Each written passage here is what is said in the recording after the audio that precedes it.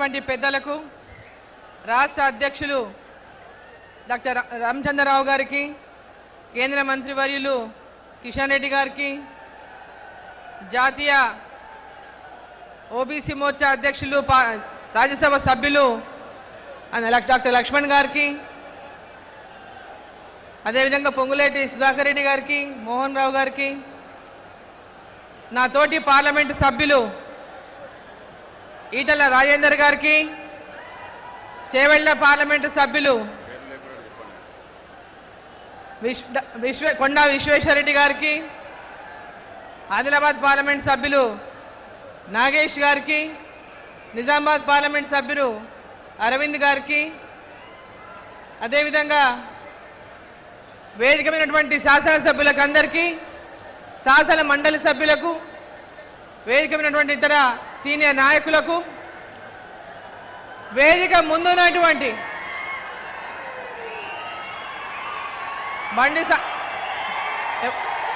సహాయ మంత్రి బండి సంజయ్ గారికి,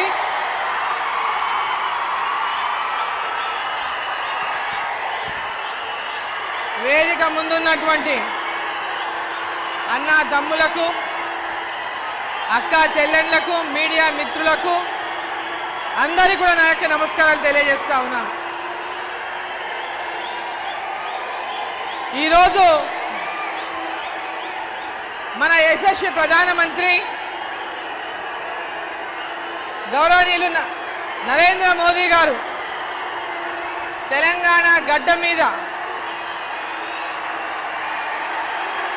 చేస్తా ఉన్నాను. ఈరోజు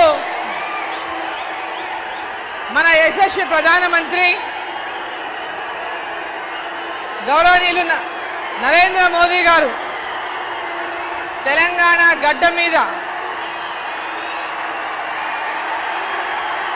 మొన్న జరిగిన 5 రాష్ట్రాల్లో, మొన్న ఎన్నికలు జరిగిన 5 రాష్ట్రాల్లో 3 రాష్ట్రాల్లో విజయం సాధించి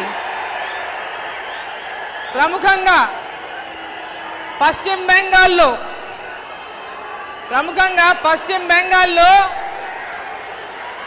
భారతీయ జనతా పార్టీ గెలుస్తుందని ఎవరు కూడా పెద్ద ఎత్తున ఊహించలేదు. రకరకాల ఊహాగానాలు ఉన్నప్పటికీ కూడా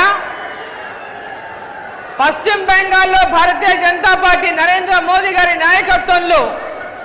వారి మీద విశ్వాసంతో విజయడంకా మోగించి భారతీయ జనతా పార్టీ ప్రభుత్వాన్ని పశ్చిమ బెంగాల్లో ఏర్పాటు చేయించి ఈరోజు తెలంగాణ గడ్డ మీద అడుగు పెడుతున్నటువంటి మన ప్రధానమంత్రి గారికి తెలంగాణ వ్యాప్తంగా అన్ని జిల్లాల నుంచి, అన్ని గ్రామాల నుంచి పెద్ద ఎత్తున స్వాగతం పలకడానికి విచ్చేసినటువంటి అక్క చెల్లెలకు, అన్న తమ్ములకు అందరికీ నా యొక్క ధన్యవాదాలు, నమస్కారాలు తెలియజేస్తా ఉన్నాను. మొట్టమొదటగా పశ్చిమ బెంగాల్లో మొట్టమొదటిసారిగా ప్రభుత్వాన్ని ఏర్పాటు చేయించి,